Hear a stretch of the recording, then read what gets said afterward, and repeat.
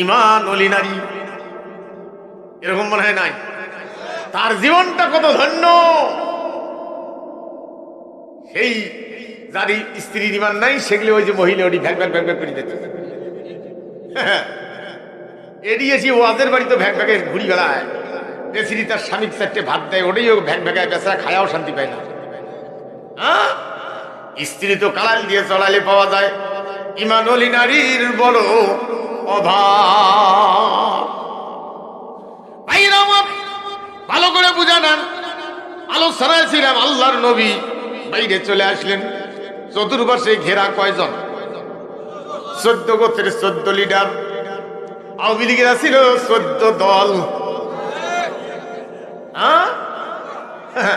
শেষ মিটিং যেটা করছে জামাতক বাতিল করার জন্য 14টা লোক ছিল। 14 দলের 14 গোত্র, 14টা লোক ওটা বাতিল করছে।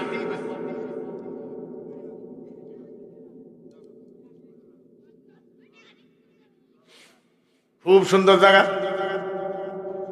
আমার দিকে দেখেন, বাচ্চা জন্ম দিতে হালাল খাওয়া লাগে, দোয়া পড়া লাগে, আল্লাহ যেন শয়তান না হয়, যেটা দিবা সেটা যেন শয়তান না হয়। দোয়া তো নাই, নামাজ তো নাই, পেশাব করি দূরানোর ডাঙ্গি উঠে। যাত্রার প্যান্ডেলত কালডিট নাচ না দেখিয়েছি, ওই হিট যদি বাড়ির ঝাড়ে বাচ্চা কি আর ভালো হয়?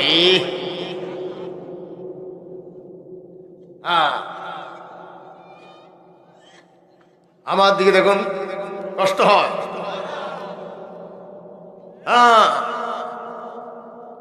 একটা বকরি 3টে বাচ্চা হয়েছে। কয়টা বাচ্চা? 2টা হাইলন, একটা পাটা। হাইলন দুহনে 2টে বাট কামড়ে ধরি খায়, পাটা বাচ্চা কোনো চান্সে দেয় না। এই পাইপে গুতি গুতি করতে করতে করতে করতে বেচারা না খায় মরি গেল। 2 হাইলন 2টে বাট ধরছিল কামড়ে, আর পাটা বাচ্চা কোনো মরি গেছে না খায়।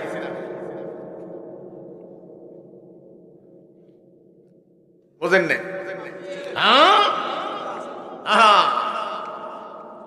সম্মানিত ভাইগণ, কষ্ট হয়। ভালো করে বুঝে না। আল্লাহর নবী বাইরে আসলেন, আসিয়ে জিবরাইল আলাইহিস সালাম বললেন, এক মুষ্টি ধুলো নিয়ে ফু দিয়ে সিট দেন। যখন সিটে দিছে, 14 গোত্রের 14টা লিডারের চোখত যা বালু করছে। আল্লাহ সূরা আনফালের মধ্যে বলছেন, ওমা রমাইতা ইজ রমাইতা ওয়ালা কিন্নাল্লাহ রমা।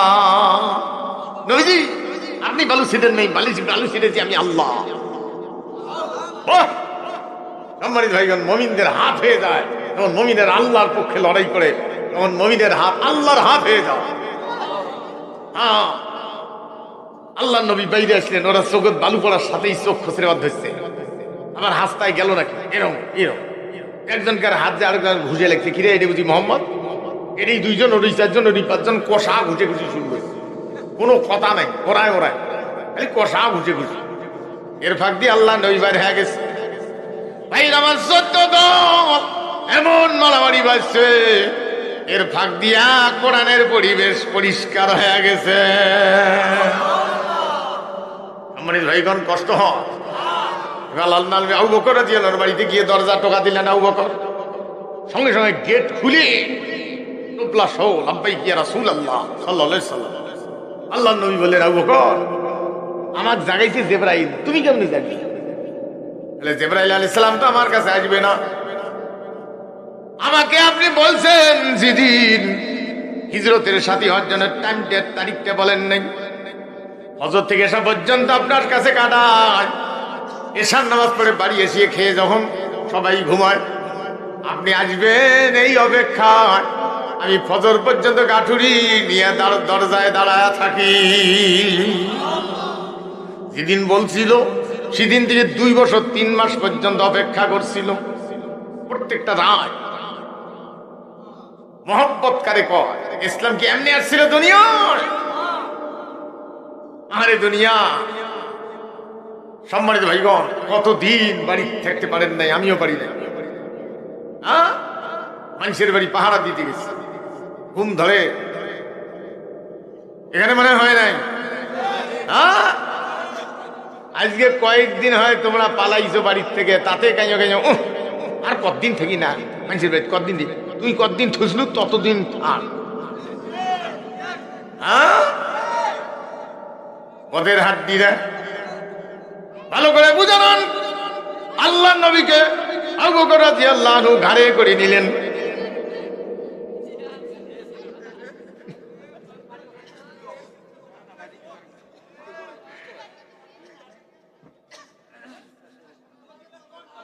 হ্যাঁ, আমার দিকে দেখুন।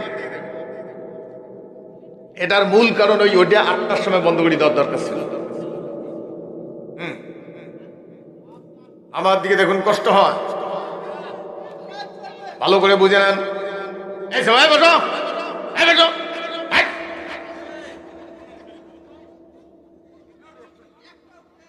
হ্যাঁ, একটা উঠলে পিঠিত বুক কি টট্টল লাগে। আমার দিকে দেখুন, আসেন না, কি ত্যাগের বিনিময় আল্লাহর নবী আবু বকর রাদিয়াল্লাহু আনহু ঘাড়ে করে নিলেন। নিয়ে যেটা ছিল গায়ের চাদর বা পাগড়ি, এটা কোমরের মধ্যে এক মাথা বান্ধিয়ে আর এক মাত্রা মাটির মধ্যে ছেঁচড়ে দিলেন, মানে এই নেন্নাড়া করে দিলেন, কারণ মাটি ছেঁচড়ি যায়। আল্লাহর নবীকে পিঠের মধ্যে নিয়ে আবু বকর রাদিয়াল্লাহু আনহু কাপড়টা ওইভাবে ছেড়ে দিয়ে যায়, অর্ধ পা দিয়ে হাঁটতেছে, পাটা গোটায় ফেলায় না। কাফেরেরা টের পাবে, পা গবেষণাকারী দেখবে, এই জন্য অর্ধ পা দিয়ে হাঁটে। কাবা শরীফ থেকে দক্ষিণ দিকে সওর পর্বত 5 মাইল জায়গা, মাইল 2.5 মাইল পর্যন্ত ওইভাবে গেলেন। আল্লাহ নবী বললেন, আবু বকর এভাবে হাঁটতেছো কেন, আমার কেন পিঠের মধ্যে নিলাম? বলছে, নবীজি কাফেরেরা আপনাকে খুঁজবে, যদি আপনাকে হেঁটে নিয়ে যাই তাও হবে না, পা টের পাবে, আর আমি যদি পুরো পা ফেলায় যাই তাও টের পাবে। এই জন্য অর্ধ পা দিয়ে হাঁটতেছি, কাফেরেরা যেন বুঝতে না পারে মানুষের পা না অন্য প্রাণীর পা। আর বাকি চাদরটা এই জন্য ছেড়ে দিয়েছি, আমার পায়ের দাগগুলি যেন চাদরটা ঝেলঝালে যেটা যাচ্ছে ছেঁচড়ে যাচ্ছে, এটা যেন মুছে দিয়ে যায়। সম্মানিত ভাইগণ, কি ত্যাগের বিনিময়ে ইসলাম। 5 মাইল দূরে 5000 ফিট, 5500 ফিট উঁচু, উঁচুটাও প্রায় 5 কিলোর উপরে, 5 কিলোর উপরে। ওখানে একটা পাহাড়ের চূড়া, ওখানে চড়তে গিয়ে কমপক্ষে 2 থেকে 3 ঘন্টা লাগে। ফিকে জাল ফিক দিলে যেমন হয় ঠিক ওইভাবে গোল, এরকম মোটা ছোট্ট একটা এরকম ঢুকার জায়গা আছে, কেকড়ি ঢোকা যায়। ওখানে বসে বসে হাজী সাহেবগণ 2 রাকাত নামাজ পড়ে, অহংকারের জন্য বলবো না আমিও পড়ছি, সেজদার থেকে মাথা তুলতে মন চায় না। সেজদার যাওয়ার পরে মনে হয় আল্লাহ নবীর গায়ের ঘেরান এখন ওইখানে লেগে আছে। সম্মানিত ভাইগণ, ওইখানে গিয়ে 2 জনে ঢুকলেন। আল্লাহর অর্ডারে মাকড়সা আসি জাল দিয়ে দিল।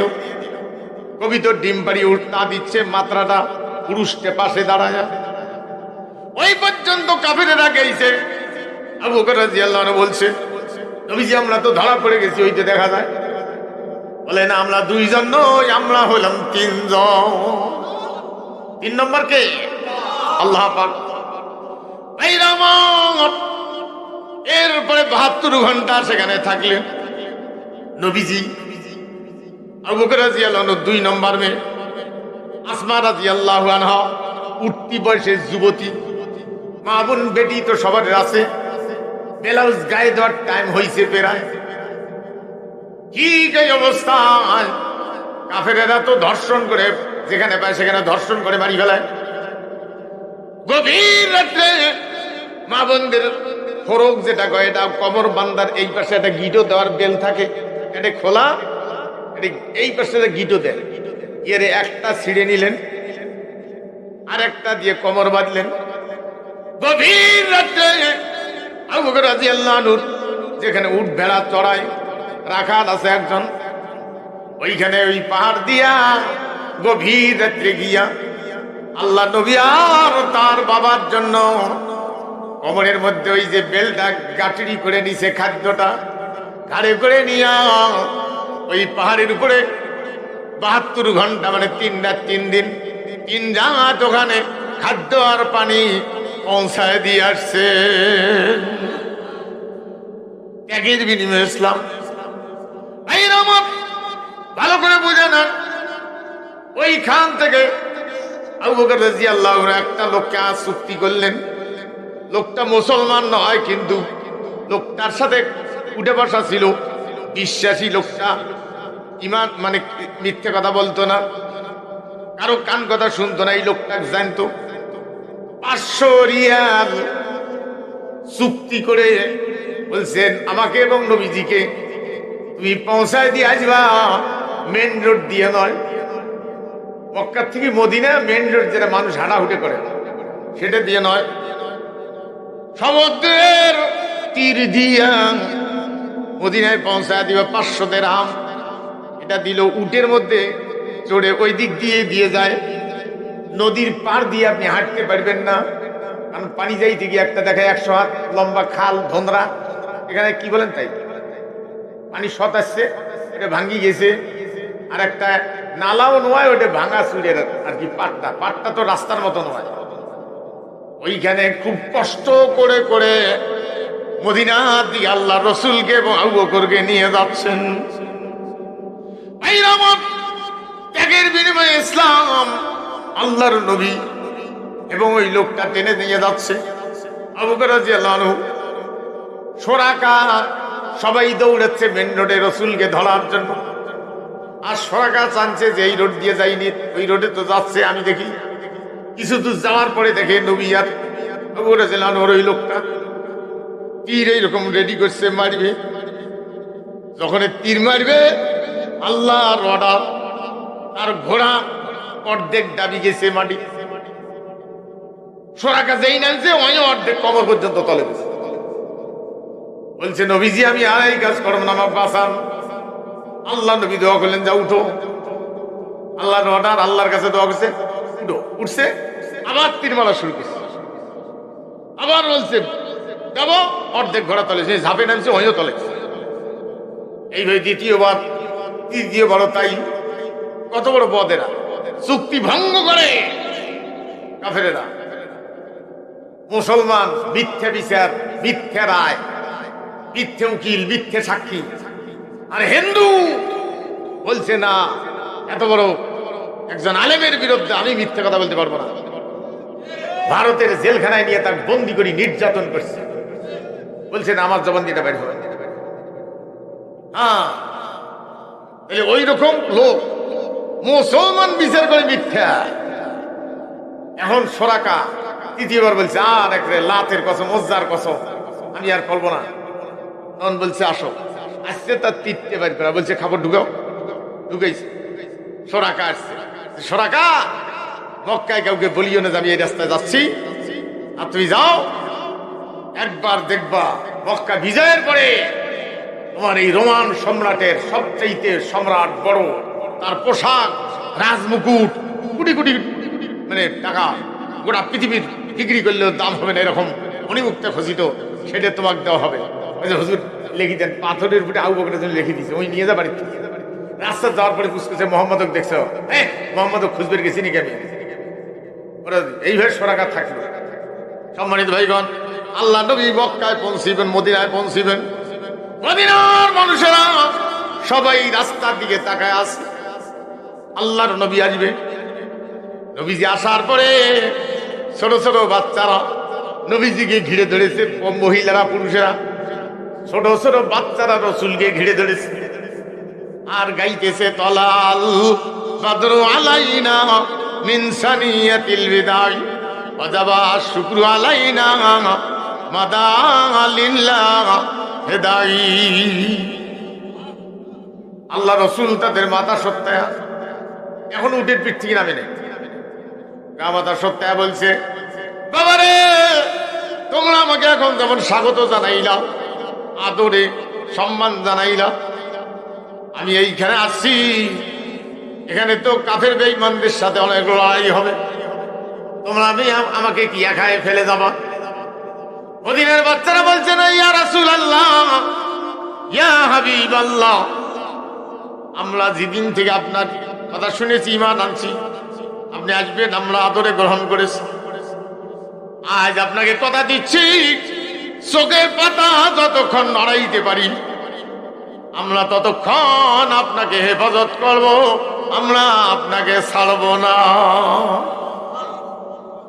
সম্মানিত ভাইগণ, শিবিরের ছেলেরা, আরে একটা বাচ্চা কত করে ট্রেনিং দিয়ে তোরে, প্রথম দাওয়াত দেয়, নামাজ পড়ায়।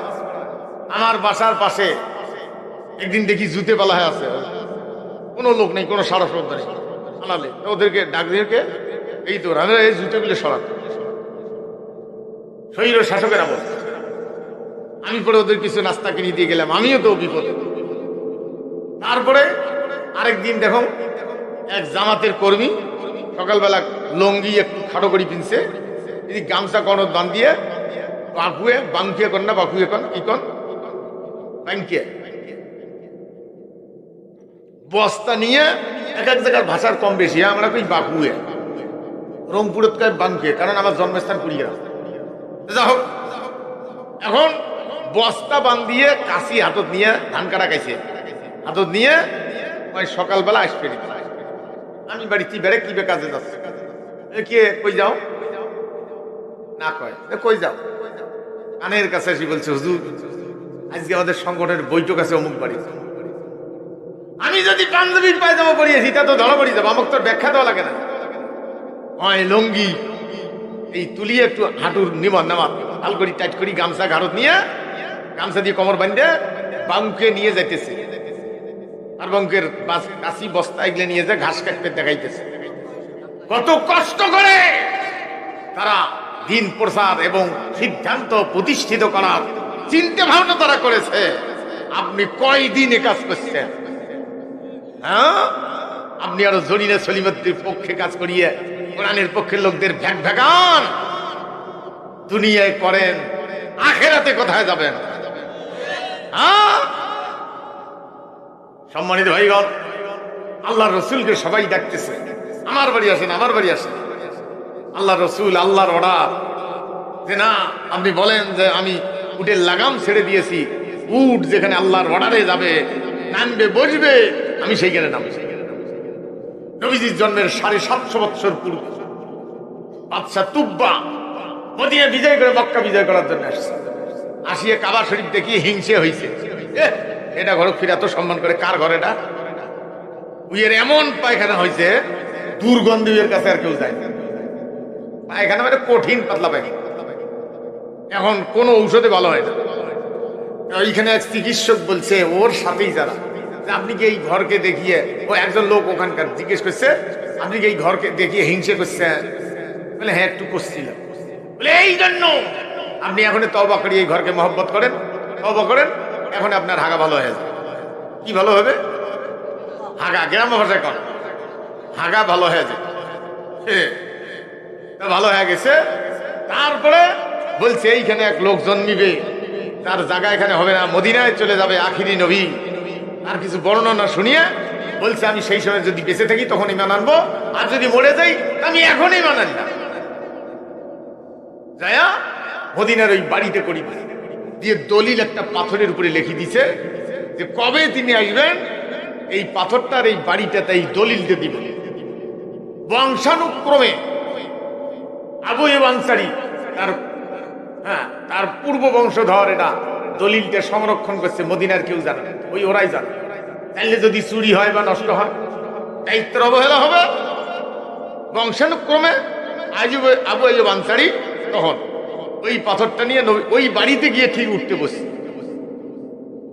ওখানে নামিছে যাই, তিনি তখন বাইর করে পাথরটা দিয়েছেন, নবীজি আমার এই বংশানুক্রমে 750 বৎসর থেকে এইটা হেফাজত করতেছি, অমুক দিয়েছে, এই দলিল আপনার, এই বাড়ি আপনার, আজ থেকে আমার বংশ এবং আমি দায়িত্ব মুক্ত হলাম, আপনি বুঝিয়ে নেন হুজুর, আপনি বাড়িতে বুঝিয়ে নেন। আল্লাহ রসুল বলছেন নিলাম বুঝে, কিন্তু তুমি যাইও না, তুমি থাকো, আমিও থাকবো, তুমিও থাকো। সম্মানিত ভাইয়া, দেখেন কত কষ্ট। আল্লাহ নবী, আরেকটা কথা বলে আপনাদের কষ্ট দিবেন আর, আল্লাহ নবী মক্কায় পাঠাইলেন 6 জন সাহাবী।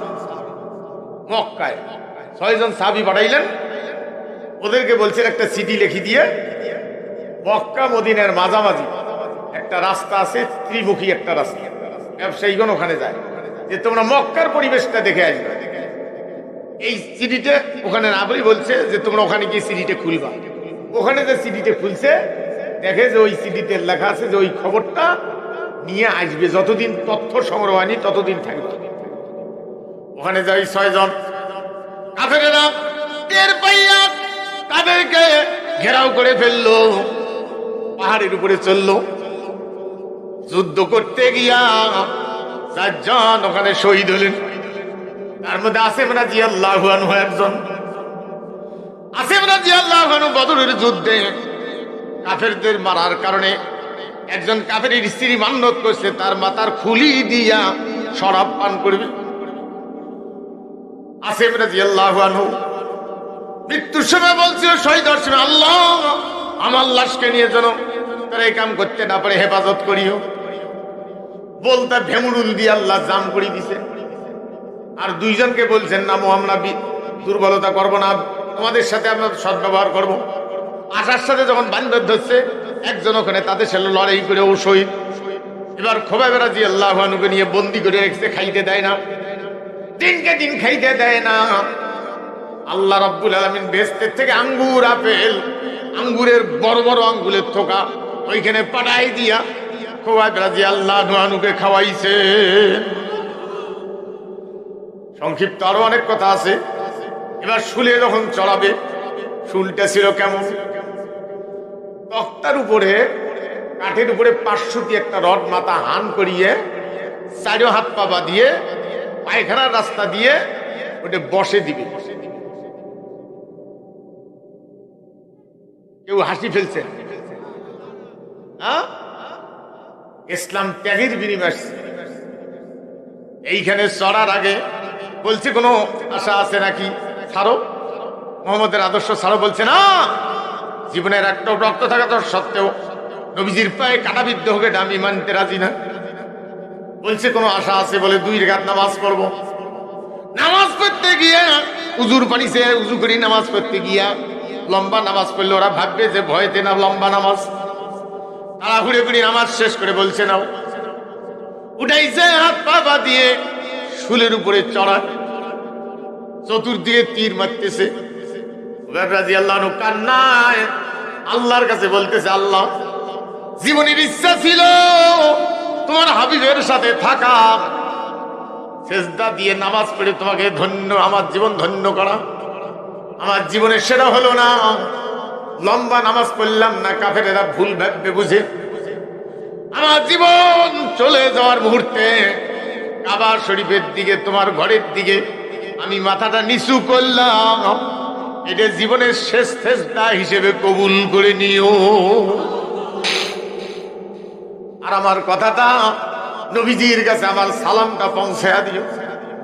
নবীজি মদিনায় কিছু আলোচনা করতেছেন কিছু লোক নিয়ে, বিস্তারিত আল্লাহ জানাই দিলেন জিবরাইল আলাইহিস সালামকে দিয়ে। নবীজি সালাম দিলেন, ওয়ালাইকুম আসসালাম ইয়া খোবাইব। জিজ্ঞেস করে বিস্তারিত ঘটনা রাসূল বললেন। 40 দিন পর্যন্ত কাফেরেরা পাহারা দিচ্ছে, পশু পাখি পর্যন্ত এলাকাচ্ছে চলে গেছে। 40 দিন পর্যন্ত রক্ত ঝরঝর করে পড়ে, বন্ধ হয় না। আমার রংপুরের খটখটিয়ার ওইদিকে পিন্নাকুড়ি একজন নাম ছিল মৌলানা, এই অলিপুর বাড়ি, ওখানে শিক্ষকতা করত। 2টা বাচ্চার বাবা জামাতের বৈঠক করে গভীর রাত্রে যাওয়ার সময় রোডে মারি ফেলছে। আমাকে ওই এলাকার চেয়ারম্যান বলল, হুজুর মসজিদে যে ইমামতি করে আমাদের ওই মসজিদে নিয়ে শোয়াইছি।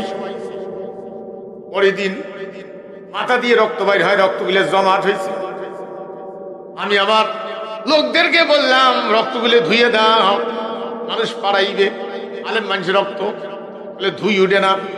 শেষে যারা তাও দিয়ে কুড়েল দিয়ে কেকড়ে, রক্ত তো একটুকু বাইরে ক্ষয় হয় না, যখন দেয় তখন আগুন ফড়াউ করি বাইরে হয়ে আসে, আগুনের ফুঙ্গি বাইরে হয়ে আসে। আমাকে চেয়ারম্যান নিজে বলছে। সম্মানিত ভাইগণ, ভালো করে বুঝে না, এইভাবে রক্ত ঝরে 40 দিন পরে 2 জন লোক ট্রেনিং প্রাপ্ত আর্মি ইন্টেলিজেন্স এদের 2 জনকে পাঠাইলেন, যাও খোবাইবের লাশকে নিয়ে আস। ওরাও 2 জন চলে আসলেন। আসি দেখে চতুর্পাশে ঘিরে ধরে আছে 1-150 মদারু গান্ধারু যুবকেরা অপেক্ষা করতেছে। এরা যখন গভীর রাত্রে যখন এরা মদের আড্ডায় চলে গেছে, জেনার আড্ডায়, ওরা একজন টপ করে নামে চলিয়া ওইখান থেকে আস্তে করে নামায়া বাম হাত দিয়ে ডান হাত দিয়ে লাশটা ধরছে, আর বাম হাত দিয়ে লাগাম ধরে। আপনারা জানেন মোটরসাইকেলের এক্সেলেটার যতই টানেন ততই দৌড়ায়, ঘোড়ার এক্সেলেটার হলো ঘোড়ার লাগাম। ডান হাত দিয়ে যত খিঁচবেন ততই দৌড়ায়, না খিঁচলে দৌড়ে না। তারা ঘোড়া চড়ছেন তারা জানেন যত খিঁচবেন তত দৌড়ায়, কিন্তু বাম হাত দিয়ে তো লাগামটা খিঁচতে পারে না, ঘোড়ার স্পিড উঠে না। বাম হাত দিয়ে দেহকে লাশকে এইভাবে চাপটায়া ধরে ঘোড়া চালায়। এরা আসি দেখি কিরে নাই, দৌড়ে গিয়ে দেখে 2 জন নিয়ে যাচ্ছে। এরা স্পিরিটে চালাবার চায় কিন্তু ঘোড়া দৌড়ে যেতে পারে না, কারণ লাগাম বা হাত দিয়ে খেসে না। কাছাকাছি আসতেছে, 2 জনে পরামর্শ করেছে, ভাইরে আমরা চেষ্টা করছি পারি না, আমরা একজনের জন্য বাকি 2 জন জীবন দিতে পারি না, আমাদের সামনে অনেক কাজ আছে আর রাখতে পারি না। আল্লাহর কাছে বলছিল, আল্লাহ তুমি হেফাজত করো। কাফেরেরা আসতেছে, এইভাবে ধরা পড়বে বলিয়ে যেই ছেড়ে দিয়েছে, সঙ্গে সঙ্গে বালু, আল্লাহর অর্ডারে বালু তা গ্রহণ করে ঢেকে ফেলছে, আস্তে ঘিরে ফেলছে। এই জন্য বলা হয় বালিউল্লাহ। ওরা পরে খুঁজে পায় না, এত ত্যাগের বিনিময় আজকের ইসলাম।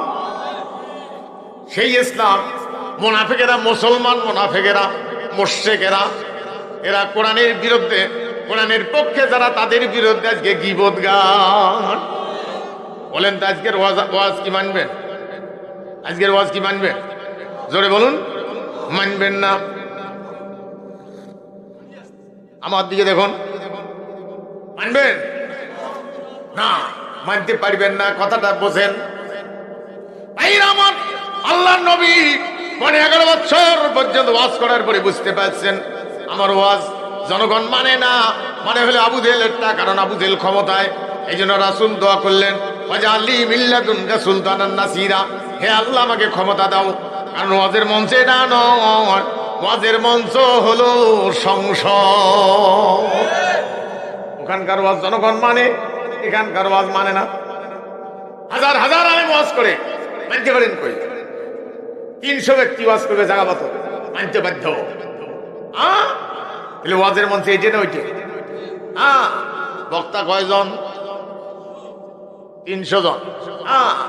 300 জন ধরেন, 300 জন বক্তা, 300 জন যদি কোরআনপন্থী হয়, কোরআনের বিল উঠবে।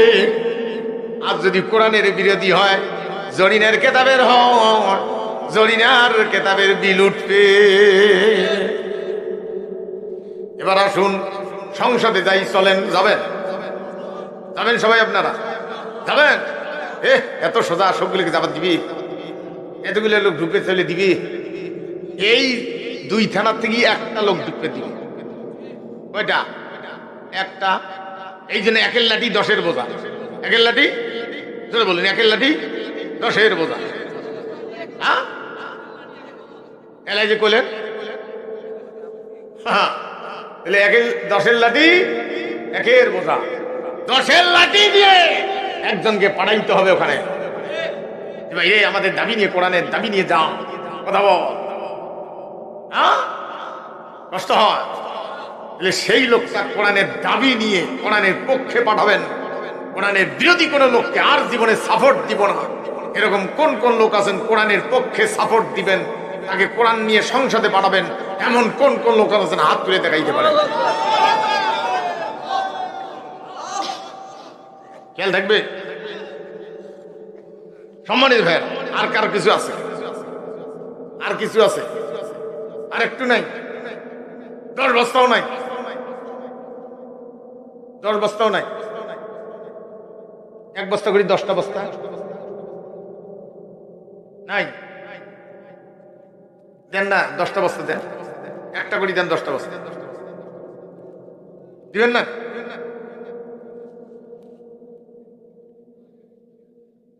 আর নাই কেকড়ি কুকড়ি বেড়ায় না 2-1টা? না, আর জোর করবো না। দিছেন আপনারা, আমি তাও জানি। রাত গভীর, তবে এত রাত্রে আর বক্তা তুলি দেন। একটা বক্তা নিবেন, এলাকার লোক বক্তা দিয়ে 9টা বাজে প্রধান বক্তা তুলি দিবেন।